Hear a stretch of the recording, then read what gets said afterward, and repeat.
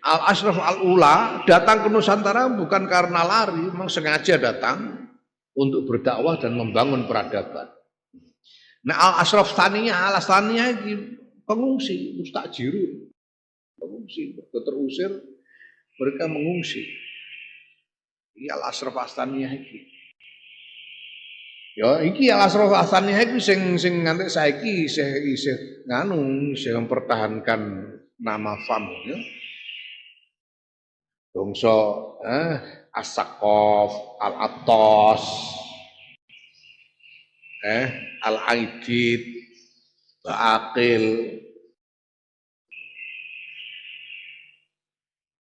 Syihab, iki Al-Ashraf, Thaniyah, pengungsi, pengungsi, ngene ngungsi, lari dari orang-orang Wahabi, ditolong oleh orang-orang Nusantara, orang Jawa ditulungi, panggono, insyaallah. Mulane Al Ashraf Thaniyah iki biyen-biyen iku wanu banget apa jenenge apa mutawadhiun tenan. Jadi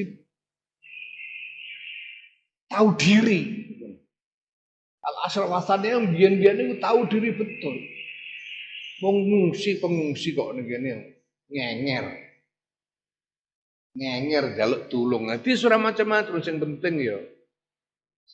Nek wong Jawa butuh ya ditulungi, tapi ora terus apa jenenge? Ora terus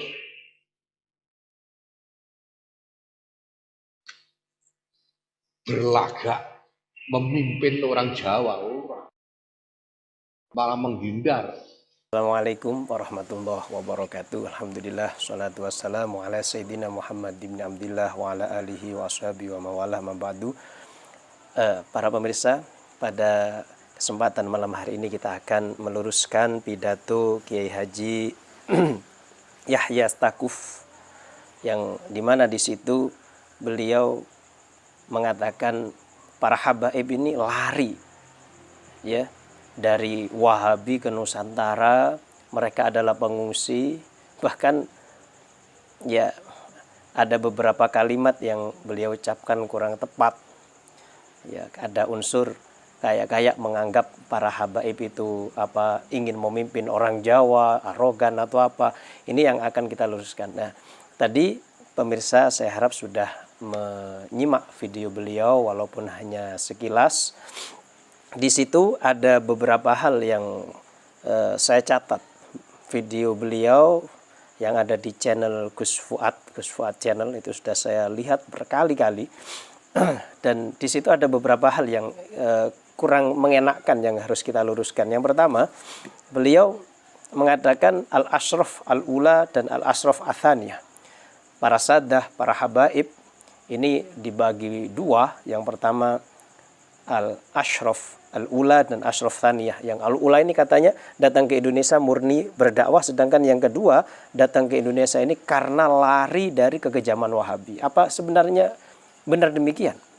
Beliau mengatakan orang-orang Ashraf Thaniyah inilah yang sampai sekarang tetap berpegang dengan klan mereka, yaitu As-Sagaf, Al-Attas, Al-Aidid dan lain sebagainya. Kalimat ini sebenarnya tidak tepat. Karena apa? Kalau kita baca sejarah para habaib yang datang ke Indonesia, seperti Al-Habib Soleh Tanggul, Al-Habib Abdul Qadir Bil Faqih, Habib Ja'far bin Syekhon As-Sagaf, ini mereka tidak berasal dari Saudi, tidak berasal dari Mekah, lari karena kekejaman Wahabi, tidak. Tapi mereka benar-benar berasal dari Hadramaut, datang ke Indonesia untuk berdakwah. Jadi bukan lari, bukan mengungsi. Ini kalimat yang tidak tepat. Memang ada sebagian habaib, dan itu sedikit sekali yang lari. Tapi kalimat lari tidak tepat. Mengungsi juga tidak tepat.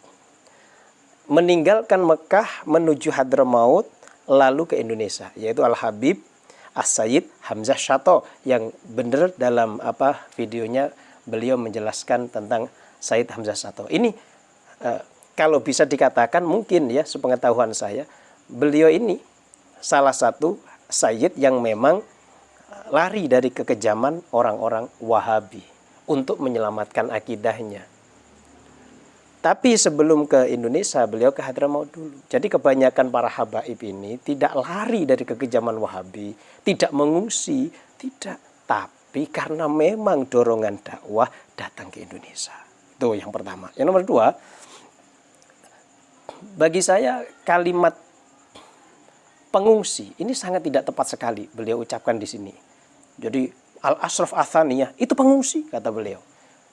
Ini nggak tepat.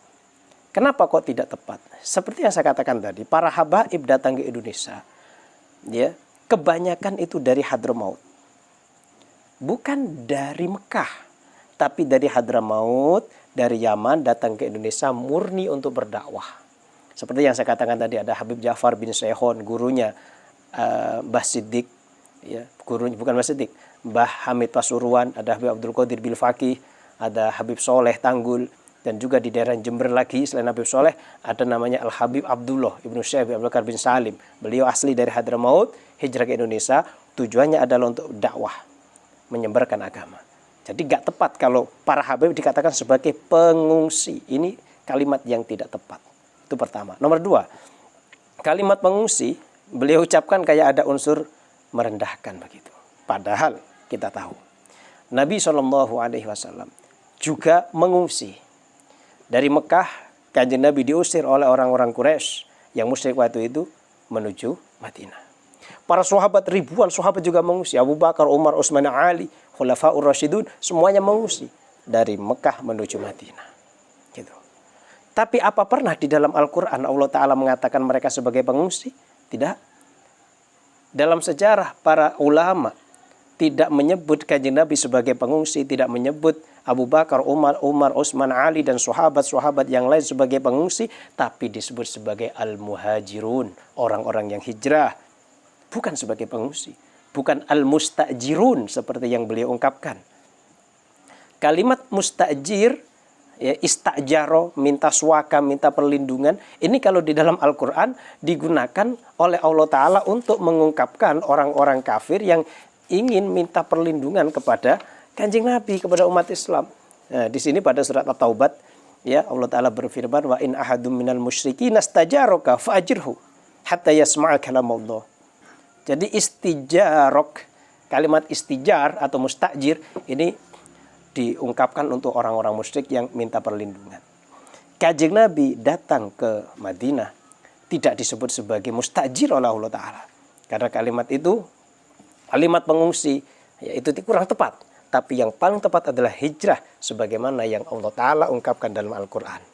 Al-muhajirin, orang-orang yang berhijrah. Maka kalimat pengungsian ini kayak ada unsur, ya, melecehkan begitu. Tapi Allah alam, ya, kita nggak tahu. Ya. Nah, begitu. Maka kalimat mustajir sangat tidak tepat. Ya. Yang nomor tiga, yang kita catat pada ucapan beliau yang perlu kita luruskan. Di situ beliau mengatakan, berlagak memimpin orang Jawa. Para habaib datang ke Indonesia ini, ingat, bukan sebagai pengungsi, tapi murni berdakwah. Kanjeng Nabi juga hijrah dari Mekah ke Madinah, juga berdakwah. Apakah ketika para habaib Kanjeng Nabi berdakwah lalu dikatakan sebagai berlagak memimpin? Ya tidak. Sebagai umat Islam, kita diwajibkan untuk berdakwah. Ud'u ila sabili rabbik. Man ro'a minkum mungkaron falyughayyirhu. Siapapun sudah yang melihat kemungkaran harus melarangnya. Siapapun orangnya, entah habaib, entah siapa. Kalau habaib datang ke Indonesia bukan ingin, ya, menyingkirkan kiai-kiai Jawa, tidak. Mereka ingin ikut serta dengan kiai-kiai yang ada di Jawa untuk berdakwah ilallah. Musahamah, ya, at-takamul, saling menyempurnakan, saling ikut serta, bukan menyingkirkan, bukan bersaing, tidak. Para habaib datang murni berdakwah. Karena memang dakwah, membuka pondok pesantren, membuka majelis ta'lim, membuka apapun itu, ini adalah salah satu cara untuk berdakwah. Jadi ketika dikatakan, wah, kalau asraf zaman dulu tawadu, ya, tidak mau mengajar, itu tidak semuanya begitu. Bahkan mayoritas mereka yang datang ke Indonesia tujuannya adalah mengajar, tujuannya adalah berdakwah, tujuannya adalah untuk li'i'la'i kalimatillah, bukan ingin menyingkirkan orang Jawa, bukan ingin berlagak memimpin. Banyak sekali para habaib yang tawadu, dakwah dengan tawadu, ngaji dengan tawadu. Bahkan banyak teman-teman saya juga para habaib yang sangat tawadu di Jogja ini. Begitulah. Jadi gak tepat dikatakan wah para habaib jangan berlagak memimpin. Para habaib yang ada di Indonesia saat ini membuka majelis, membuka pondok pesantren, itu tidak ada tujuan untuk berlagak memimpin, tapi tujuannya benar-benar untuk li'i'la'i kalimatillah, untuk menyebarkan agama Allah, untuk mengikuti anjuran datuknya para habaib, yaitu Rasulullah Shallallahu Alaihi Wasallam. Dan banyak para habaib ya yang memang melalui mimpi ditugaskan oleh Allah Ta'ala untuk berdakwah keluar daripada Hadramaut sampai bahkan ke Indonesia. Salah satunya adalah Al-Habib Abdul Qadir Bilfaqih. Demikian, semoga ini bermanfaat, semoga ini bisa memberikan sedikit pemahaman.